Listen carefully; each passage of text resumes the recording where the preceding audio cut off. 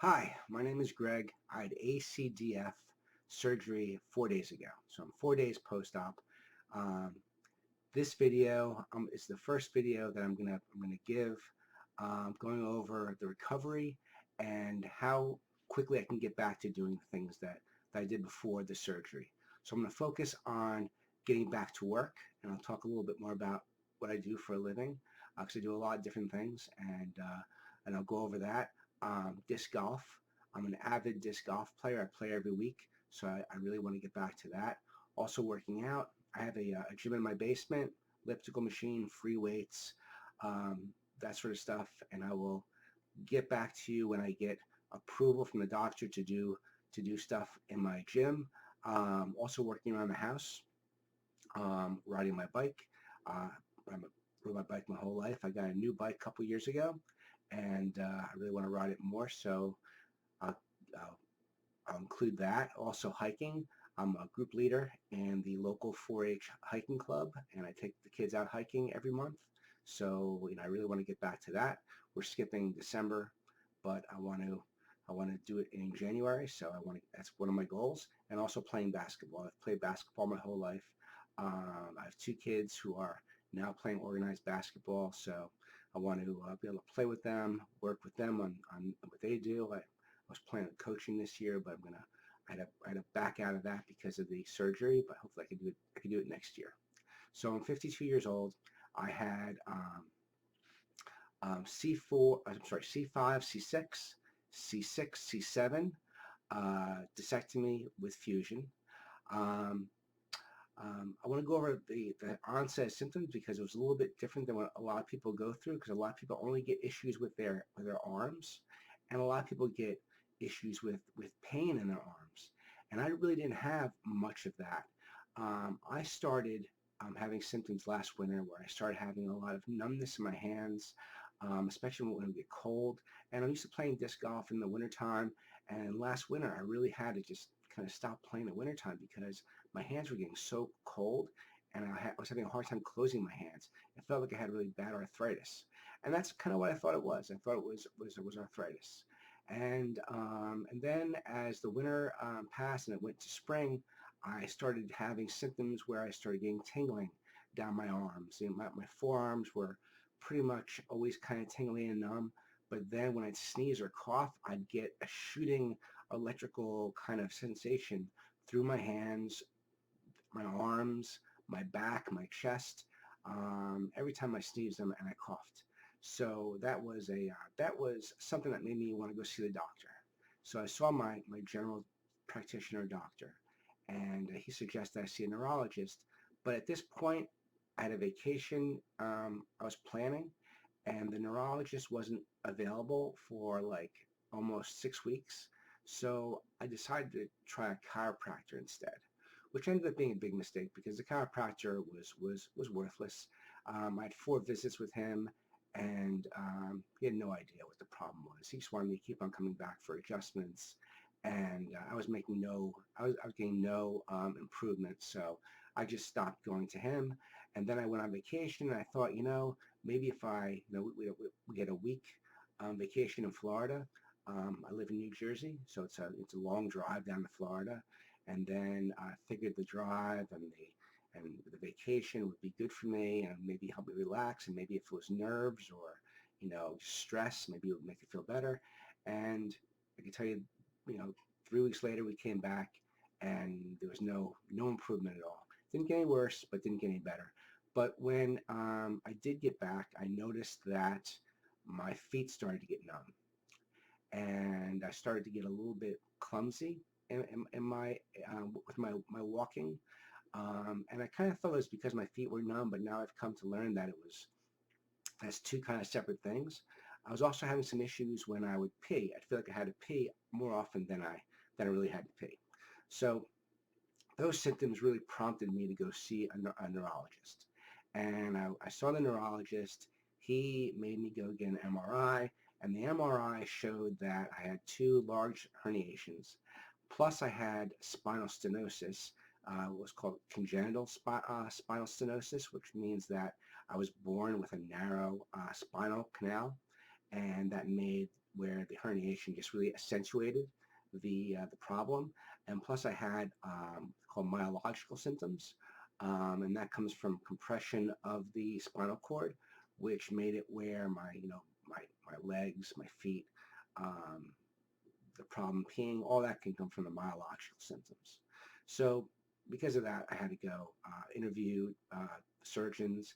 The doctor told me that I was too far gone to do anything that was non-invasive, that I really had to go and have actual surgery. So um, I finally found a surgeon that I liked, and I went with him. I scheduled the surgery, and we ended up scheduling it for November 27th, the day before Thanksgiving. Today is December 1st, so it was 4 days ago. And the reason that I chose that day was because of the days that were available. This one kind of fit because I was able to get work done before then, and then I knew my wife would be home for 4 days, and I'd be able to, not be home alone for the first 4 days. So that's why I chose that. And I could say that after surgery, everything seems to be, everything was going very well. I went in for surgery. They released me. I had my surgery at 8:30 in the morning. They released me at 2 o'clock in the afternoon. I was home by 4. And right away, a lot of my symptoms were significantly lessened. No more tingling in my arms. My feet improved a lot, and even since then they've improved. Balance has seemed to improve. Everything, all my symptoms have seemed to improved. The doctor had said that it will take more time for it to come back, but over the course of a year or two, I should see that the symptoms will alleviate themselves more. So I want to go over just how quickly I'm able to get back to things. The first thing is disc golf. So the doctor had told me that it would be about 3 months, which would be February 27th before I could pick up a disc again and start playing lightly and see if anything causes discomfort.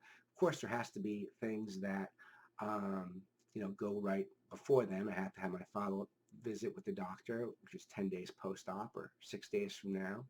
And then I have to go to physical therapy, and that has to work out okay. And then if everything goes smoothly, then I should be good 3 months. So as that starts, I will, give some feedback. I'll do another video and go over, how that works out. I throw backhand, forehand, I can throw a thumber, all that kind of stuff. So I putt, sometimes I throw a spin putt, sometimes I throw a push putt, and all those different kinds of throws, I will go over it and see if any of these things cause discomfort at all. Very important to drink water when you're recovering from ACDF surgery, I'm told. What else? Work. So for work, I'm a food safety consultant. I work with companies all over the Northeast. Sometimes I drive down to Baltimore. Sometimes I drive up to Boston. Very typical for me to spend 5 or 6 hours behind the wheel. And I've heard that some people have a hard time driving after this surgery. I took a ride with my wife. Sorry, the phone's ringing. Let me silence that. I took a ride with my wife yesterday, and except for her going over a speed bump a little bit too fast, it felt pretty good. It was a short drive, but it was only 3 days post-op at that point. So we'll see how things progress. I have a good car ride up to Hartford scheduled for 2 months post-op. So I'll give you guys some feedback on how that works out. Also, when I go to facilities, a lot of times I have to stand a lot. I do training. I can stand for a day or 2 days, just delivering training, and I'll see how that affects on my neck. And also sometimes I will do a plant inspection where I have to, go on the floor, look in drains, look underneath equipment with a flashlight, crane my neck. I'll give you guys feedback on how that works out. And also sometimes I have to break down pallets. I do sampling. I do inspections of product, and sometimes I have to actually break down pallets of food, 30-pound boxes of food. We'll see how that works out. And I'll give you guys feedback. I'll do another video as I can move forward doing things. Um, Hiking, like I said, I'm in a 4-H hiking club. I bring the kids out hiking every month.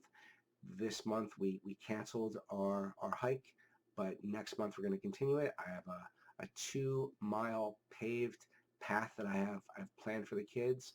I can tell you that I've been walking since the surgery. The first 2 days I walked in the house, and I do a Fitbit, so I know the first day I had about 1,500 steps, and the second day I had over 2,000 steps. The third day we went to a park, and I did a 1.5-mile loop, and today I did almost 2 miles. So it's progressing. Today I started to get a little bit tired because it was kind of cold and rainy, a little bit of sleet today, and so it wasn't the best. Walking weather. But we'll try it again tomorrow and see how it works out. But I have no pain, no discomfort from it, so I plan on just keeping on doing it. It's one of the few things the doctor's given me the okay to do. Biking. Um, I have a new bike. I like biking. I don't bike as much as I used to, but I do like to bike, and the doctor says it may be a while before I can get back on the bike. So it could be a year, maybe, before I get back on the bike. We'll see. But when I get approved for that and I try it, I'll give you guys feedback on that. Also basketball. I don't play, really physical basketball anymore, but, I have a 12-year-old who plays basketball, and I have a 9-year-old. They both play basketball. They're both playing organized basketball now. Like I said, I wanted to coach them this year. I had to back out of it, but I still like to play with them. And I can't even step on the court now. I can't mess around with basketball, because basketball is the kind of sport where you can, suddenly get your head jerked back, and that would not be good for my recovery. So we're not going to be doing basketball for a while. But I still, intend on going to the games and watching, and being there for moral support. And finally, working around the house. So a lot of people I know have concerns about when they can start functioning, doing things around the house. And, really the only approval that I've gotten from the doctor is I can walk, and I can lift no more than 8 pounds, which is essentially a gallon of milk. So I've done things like, helped with putting dishes in the sink from the table, taking one dish at a time, just being very careful and doing things very slowly. But I've been able to do some things around the house. I mean, the first few days I've been really tired and I've been napping a lot. But, I do feel that, I'm able to do this kind of thing, and it's not making me feel any worse. Also, the doctor had given me, if I have that here somewhere, he gave me a hard cast, which I only wear when I'm not in, a collar. I only wear when I'm going outside or in a car. So it was an optional thing he gave me for comfort. He said I don't need to wear it, so I'm only wearing it for those kinds of situations. So I'm not wearing it around the house. And 4 days post-op, everything is doing fine. So I'll give you a timeline as things start, moving along. And so if you have those kinds of questions, it's maybe a year or so, after I make this video and put it on YouTube before you guys see it, in which case you'll be able to see all the subsequent videos that I'll make, and you can get a sense of, maybe how long it will take you to get back to doing things. Thanks, and good luck.